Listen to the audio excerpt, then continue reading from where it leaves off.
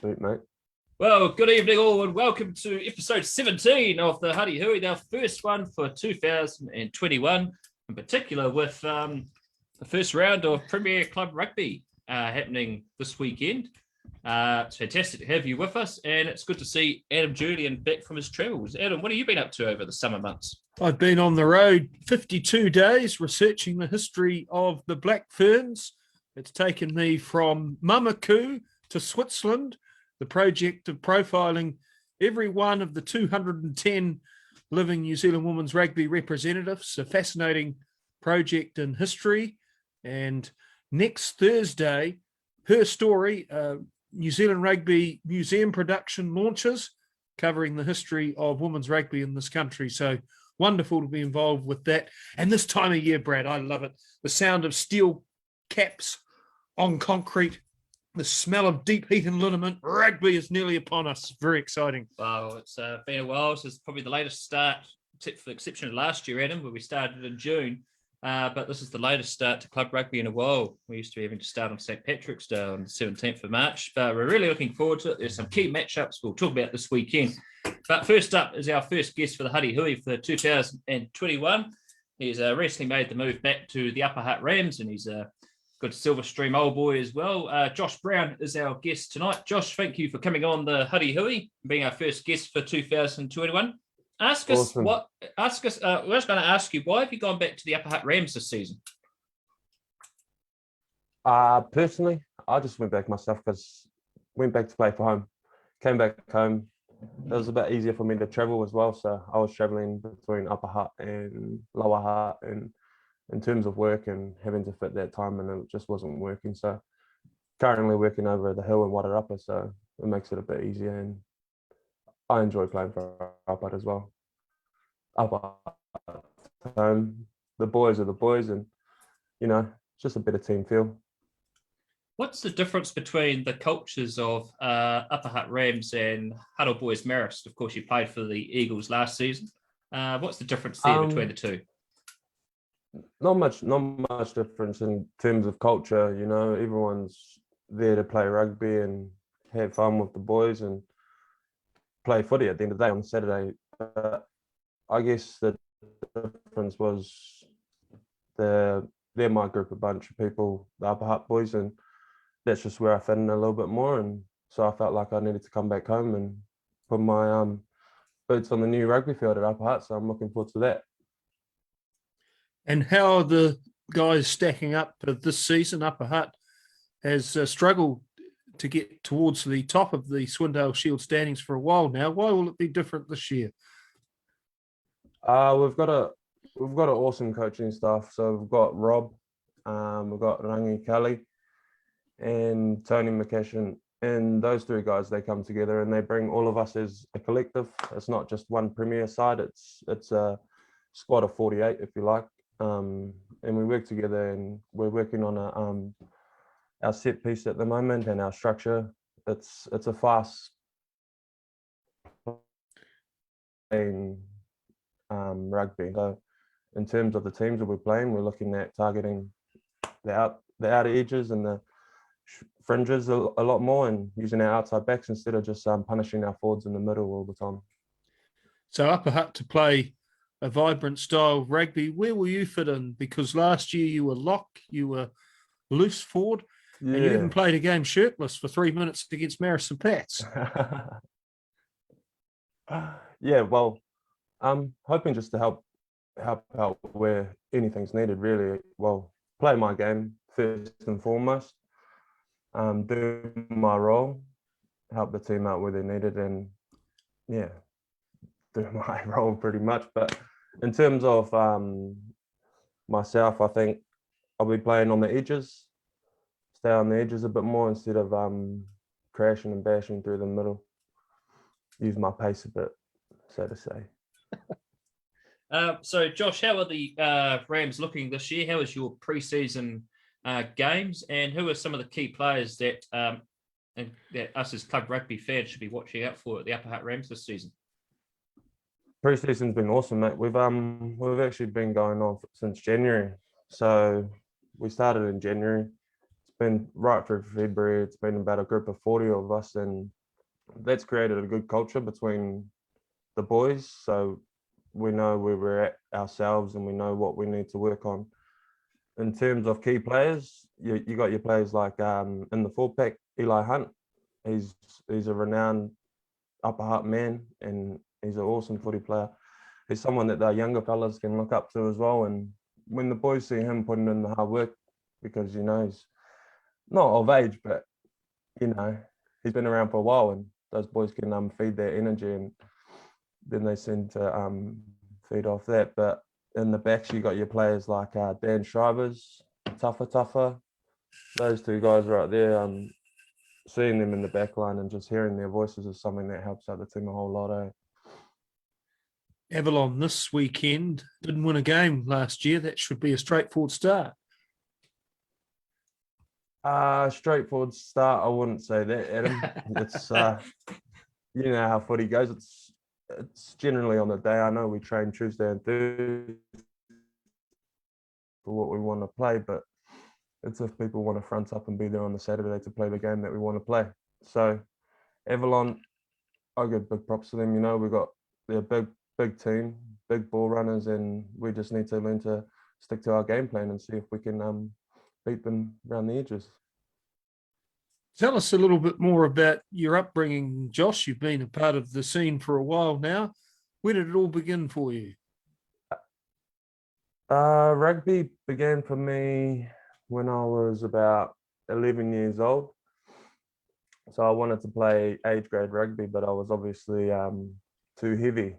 So that was at Upper Hutt, and then so I had to play under 13 open, and I didn't like it. It wasn't for me because I didn't like getting beat up. But as you grow older and you go through the age grades with your boys and your mates, you tend to bite the lip and play rugby. But yeah. And it's interesting, you mentioned that you didn't enjoy taking a battering. You ended up the Wellington under-19 captain, and that's a position of much respect and much adversity. What did you learn about yourself in that period of your life? Well, you do, as you get older, I guess you grow, and mental strength is a huge factor in my game. I tend to focus on things that I can control and what I can do right, and things that I can't control, I tend to just think of a way that I can implicate something and make that better. So I tend to not worry too much and just play my game and do things right. Upper Hutt made Huddy Boys Maraswari last year, 25-24 to the Rams. Did that influence your decision to return to Maidstone Park? I'm going to say yes, it did influence it a little bit.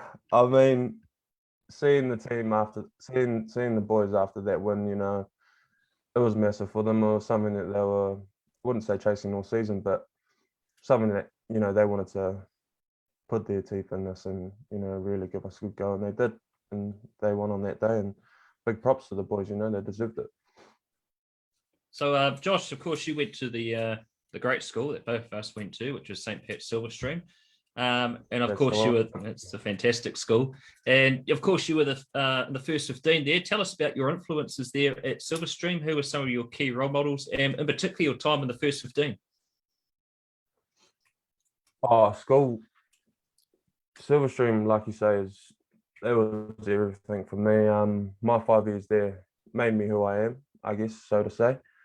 But in terms of rugby, you have a lot of close friends that you go through the ranks with, from under 14s, under 15s, second 15, first 15, so forth. And I had a few good mates, Lossie Filippo, Safo Moore. I was lucky enough to go through with them, and those guys now, seeing where they're at now and seeing what teams they made through school footy, they pushed me even more. They pushed me so much because I wanted to be just exactly like them, and I was right in their pocket.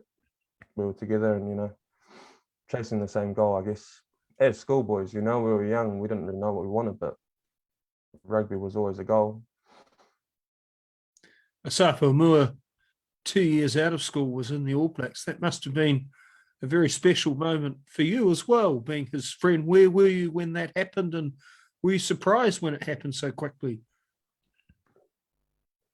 2017. I can't recall where I was myself, but nah, I honestly wasn't surprised. Going through school, playing with that fella, we always knew he was going places, and at the end of the day, it was up to him, and he had the right head on his shoulders, and he done the right thing.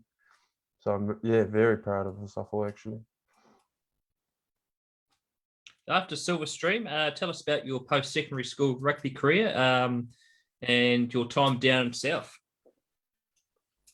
So post school, I made the New Zealand Barbarians squad, and that was awesome. We got to play against the New Zealand secondary schools team themselves in Palmy. And then from there, I went down to Christchurch. I got myself a 2-year academy contract, but then that didn't fall through. Things happen and things change, you know. But so I come back home, and then that's when I captained the under-19s for Wellington that year. So, and then from there, I guess I just stayed in Wellington and tried to further my talents in the Wellington scene. But as you do, things happen, you know. Now, that New Zealand Barbarians, New Zealand secondary schools match you mentioned is notorious in the history of New Zealand secondary school rugby. Josh Mackay, now with the Crusaders, scored an 80-metre try to win it on full time for New Zealand. Yeah. The Barbarians had double penalty advantage inside the New Zealand 22. Take us back to that match, because that would have been an extraordinary achievement if the Barbarians had defeated New Zealand. It would have been a major scandal if it happened. It would have been. It was the week prior to that build-up. We had Darren Larson. He was our coach, and the way that he run the camp, it was run in a way where it was run around family environment, and a way that we can play our own footy and showcase our own skills. And I guess that brought a whole lot of mana, a whole lot of passion out of the boys, being schoolboys. You know, we wanted to be obviously in that New Zealand secondary schools team, but we came together and we said, let's give these guys a good run for their money. And we did. And we were just unlucky enough that Josh Mackay's too quick. He's too quick. And so, looking at the rest of the competition, who do you see as the major threats? Old Boys University and Norths were the finalists last year. Do you think that will repeat itself, or do you think there'll be new contenders that emerge? I think it definitely will not repeat itself. I don't want to say it will repeat itself, but there are the strong teams, like you have your MSP as well, Petone. They're very good sides, but it depends on sorry, man, I'm looking for the words, but it depends on the processes of the other team. You know, you can't just expect to come to a game and come up to your giants like OBUs and Auries especially and say, we're going to be ready for a thumping. You sort of have to prepare yourself to play those types of games. So it's on yourself, I guess, as a team.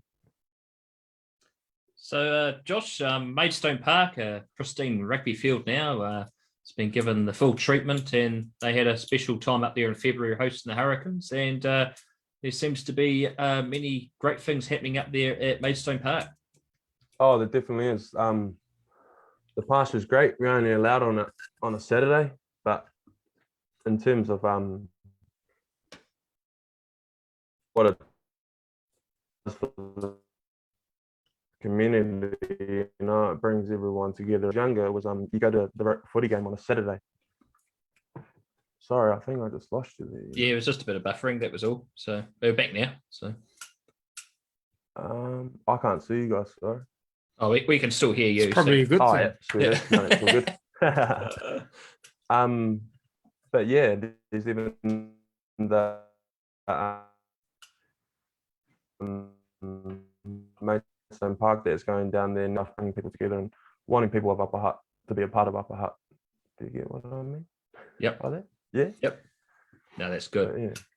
All right, Josh. Well, thank you very much for being our first guest on the Huddy Hui for 2021, and all the best for Saturday against Avalon and the rest of the season. Take care. No, that's awesome. Thank you very much for having me. Yeah, it's a pleasure. No worries. Take care. Cheers, Brad. Cheers, Adam.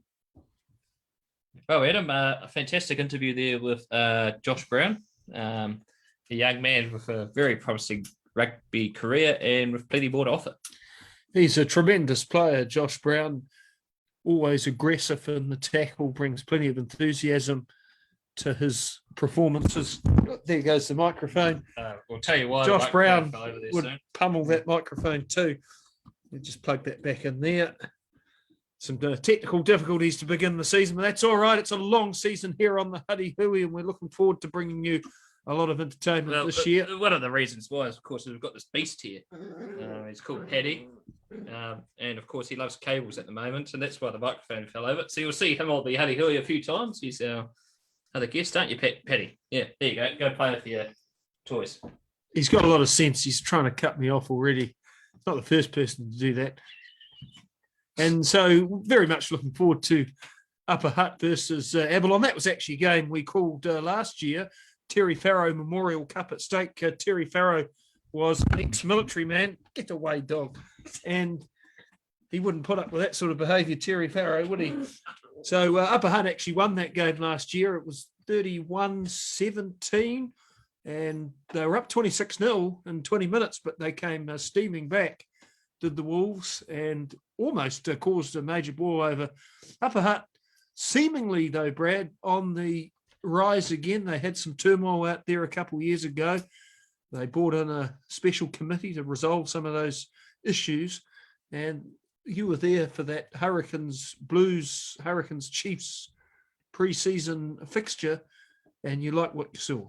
I certainly did, and it was a great community atmosphere. Of course, I was in commentary that day with Wayne Guppy, and there were no grandstands, no nothing. It was cheap to go in, and it had a real good community feel. It was like being back at an old school rugby game, like you often do when it's like Jubilee Cup finals day. And Super Rugby need to look at giving the game back around to the provinces again, because and actually having it like without big stadiums, because it was actually a great afternoon of rugby. It certainly was, and we're looking forward to round one. So Tia Puko Otiika will be carrying the replay of the Jubilee Cup final. That's Old Boys University and Northern United. Hutt Old Boys Marist, Josh Brown's former club, play Marist St Pat's, the Swindale Shield winners from last year. And the most interesting game, though, for me is Petone against Tawa. Tawa developing a very powerful forward pack. And Petone have lost 7 players to other areas of New Zealand, mostly for professional ambition. Logan Henry's gone to the Manawatu 2. Vern Sefo's gone to Hamilton.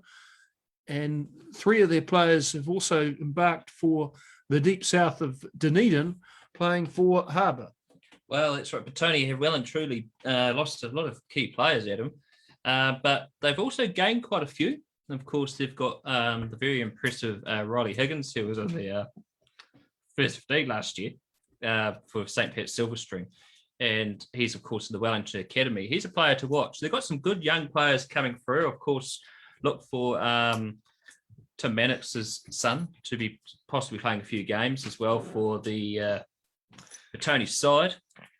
So really a team to watch out for. There's some players coming through for the Colts, but Tawa in particular are looking very strong in.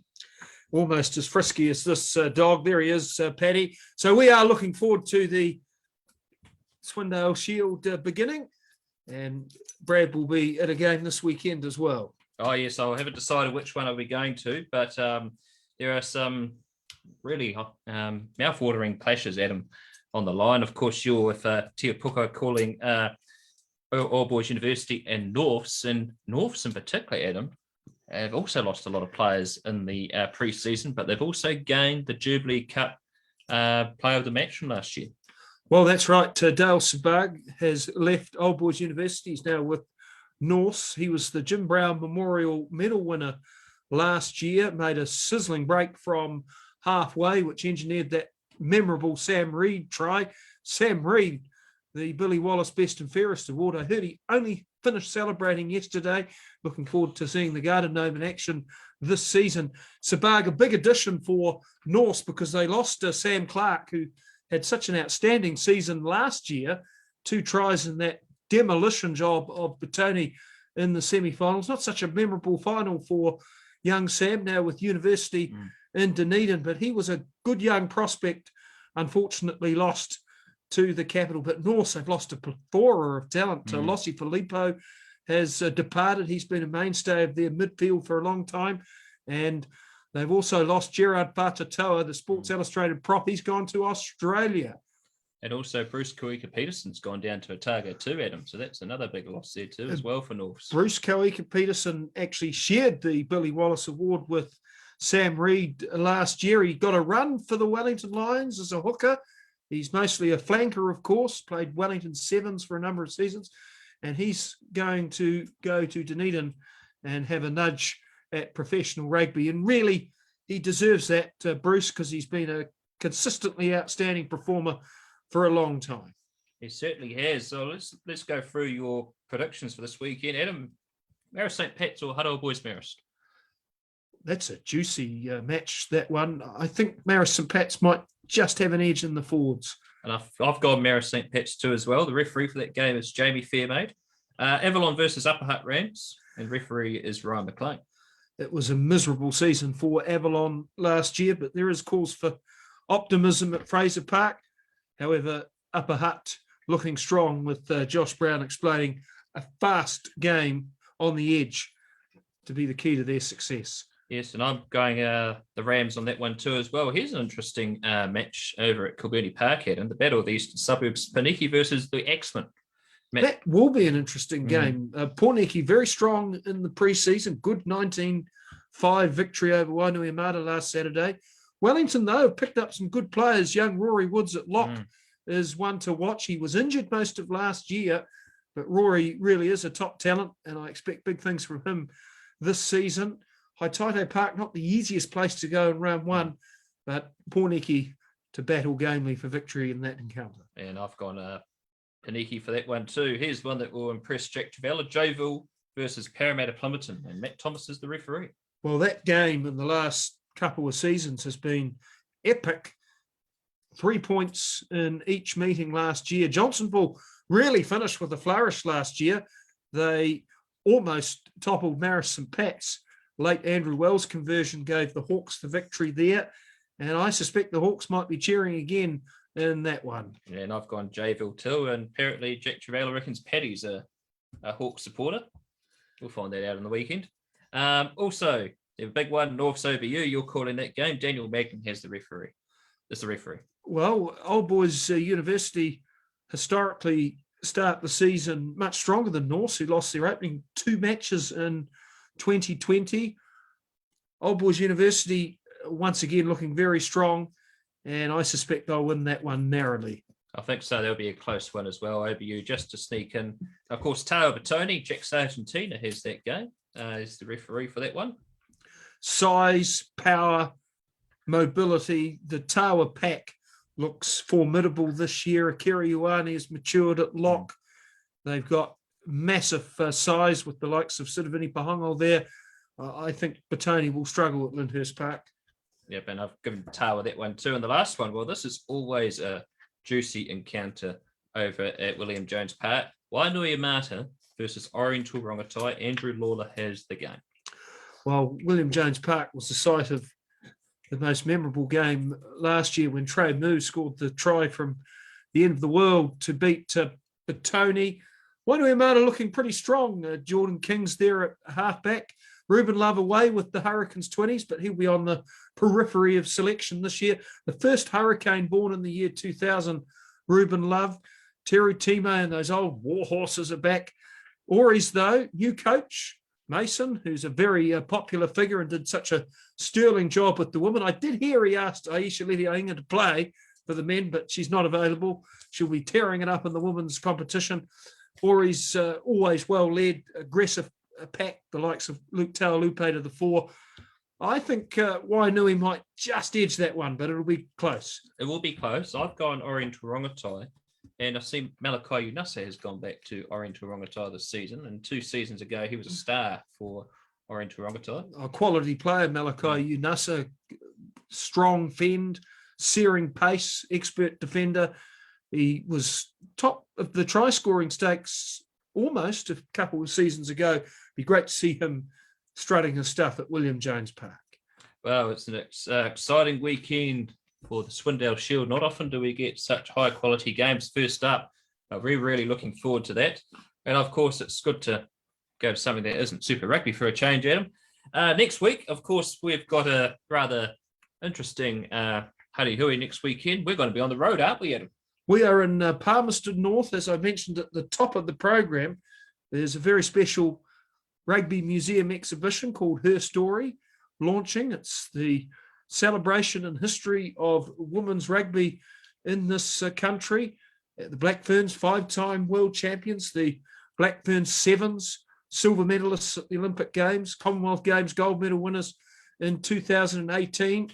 And it's a huge production documenting the history of women's rugby, starting in 1891 when there were feeble attempts to put it together. Women were laughed out of the room. Well, 120 years later, that's not quite the case. So we're going to be sharing some of the unique colour and history of the Rugby Museum. Can't wait for that. Every New Zealander should go to the Rugby Museum and get a photograph taken beside Charles Munro. It's like going to Mount Rushmore, that place in Palmerston North. And unfortunately, Paddy, who's nibbling away here, he won't be allowed at the museum next week because it's a very sacred place. Of course, Stephen Berg, who's the museum curator there, Adam, has done a fantastic job over the years with the New Zealand Rugby Museum. And, this will be about the 3rd or 4th year in a row I've taken my Year 10 history class to the museum. He's a fantastic man. And the time and effort they put in to preserve the history of the game in New Zealand is remarkable. Essential. And they're over 50 years old now, the New Zealand Rugby Museum. It costs $12.50 to get in. So if you're ever in Palmerston North, that is money well spent. And if you're a school group, it's only $5 per child and adults go free. So it's another great incentive to go and support a very important museum in our country. And our guest next week also is another prominent long-serving prop in Wellington Rugby. Well, when you talk about historic or prehistoric, Jonathan Fuimano is one of the all-time greats of the Wellington club scene, 4-time Jubilee Cup winner now. Beautiful imagery last year, him celebrating that success with his wonderful family. They were part of that winning shot at the end. So we really look forward to chatting to the guy, the fortress known as Fui. And he's a fantastic individual, and we're looking forward to having him on the Huddy Hui next week while we're up in the distance in Palmerston North. But yet again, thank you for joining the first ever Huddy Hui for 2021. It's been fantastic having you watch the show tonight. We've enjoyed it. Patrick's enjoyed it. And we're looking forward to next week. Many thanks to our sponsor, Michael Pimfold Plumbing and Gas Fitting. He does a fantastic job to support our endeavours to cover club rugby in Wellington. Ciao for now.